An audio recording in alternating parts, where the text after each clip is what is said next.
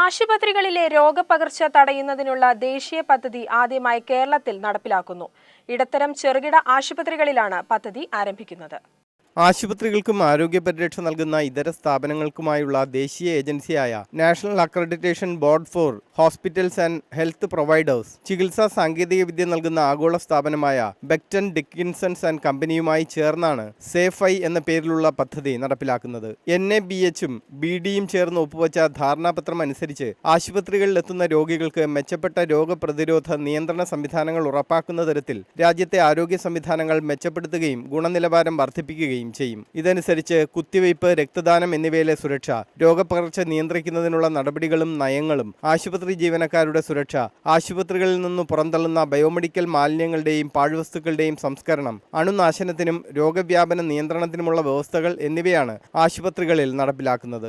ആരോഗ്യവകുപ്പ് ഉദ്യോഗസ്ഥരുടെ സാന്നിധ്യത്തിൽ നടന്ന വാർത്താ സമ്മേളനത്തിൽ NABH CEOയും quality council of India secretary ജനറലുമായ doctor Giridhar J Gyani, BD India managing director Manoj Gopalakrishna, medical surgical systems director Rajneesh Rohatgi എന്നിവരാണ് പങ്കെടുത്തത്.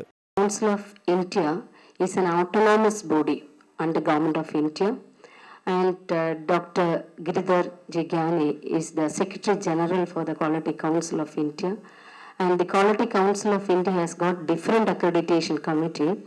One of it is in the hospital, or rather the health sector area, where it is known as the NABH, that is the National Accreditation Board.